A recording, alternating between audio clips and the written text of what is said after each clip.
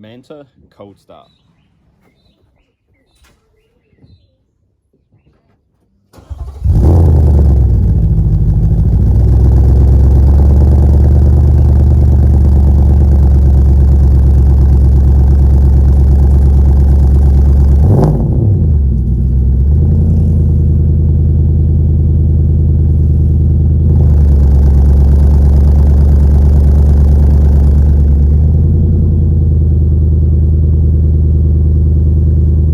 Time to have a look at the Manta.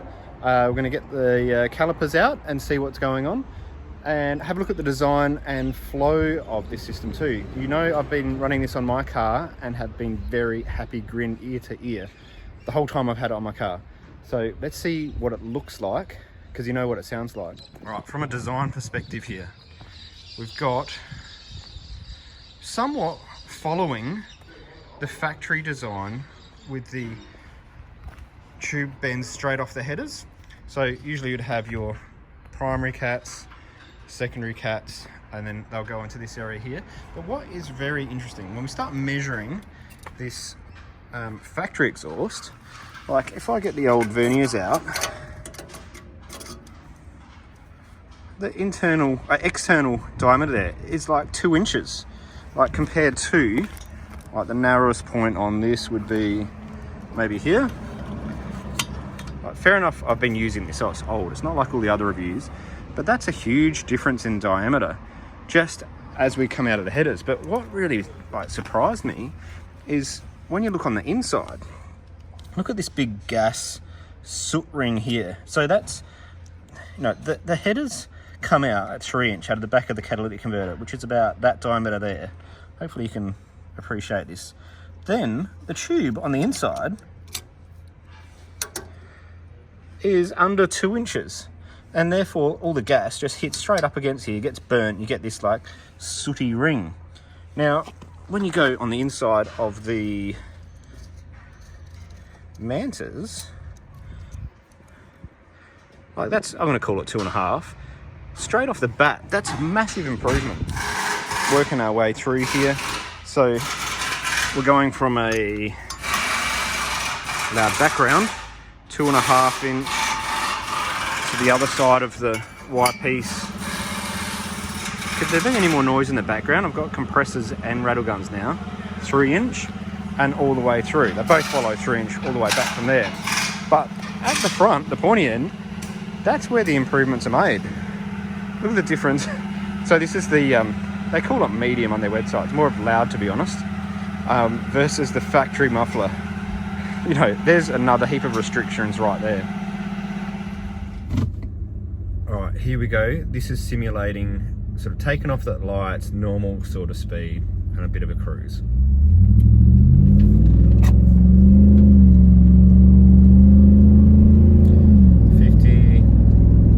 K's an hour, cruising at 60.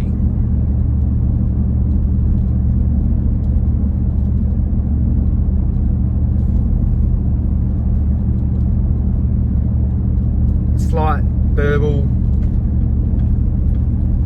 pretty quiet. I can hear the tyres and roof rack more than I can hear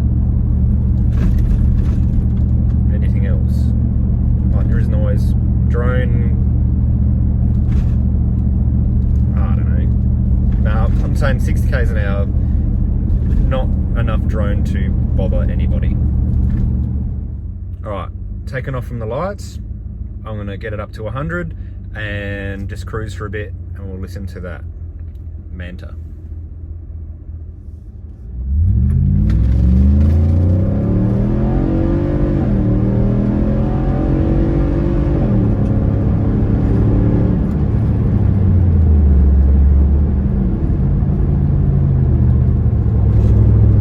Fun.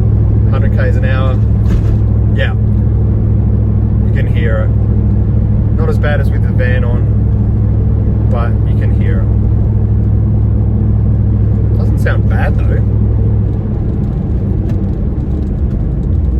Love how these things down change.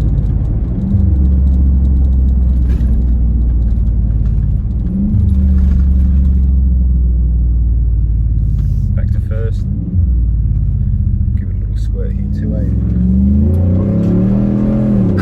Trapped a wheel.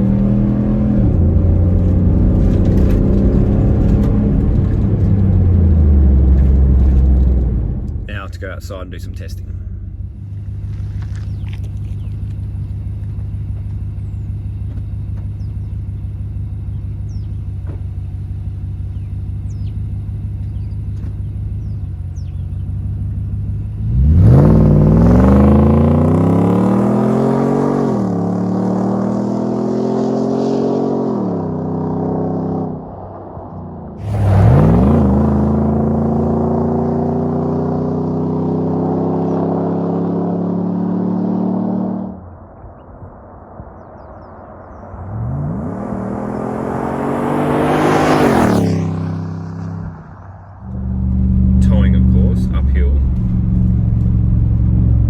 Purposely not talking too much so you get to hear the volume.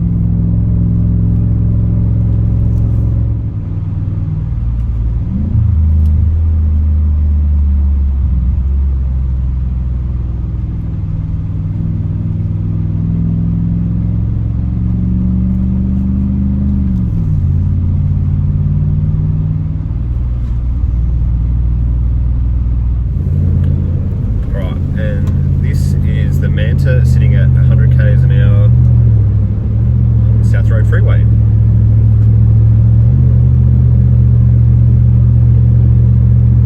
Not too bad, it's tolerable. Fifth gear, that's in fifth gear now. If you can keep it sort of around that 2,000 RPM-ish, it's not bad. When it drops down, well, that's in the seventh now, and it's dropped down to, I don't know, 1600 RPM, that's when it gets droney.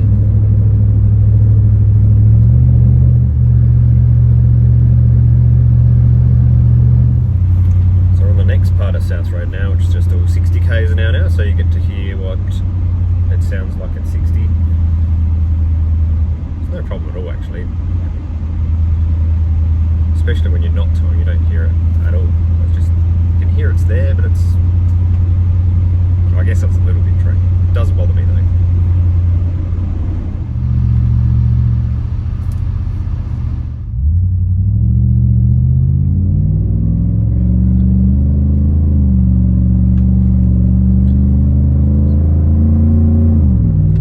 It's fair to say that if you like the sound of exhaust, this is going to be quite good for you. But if you want the cabin to be quiet, maybe not. It's time. Here it is. Oh yeah, I'm gonna drop it. All right, let's go bolt this puppy up.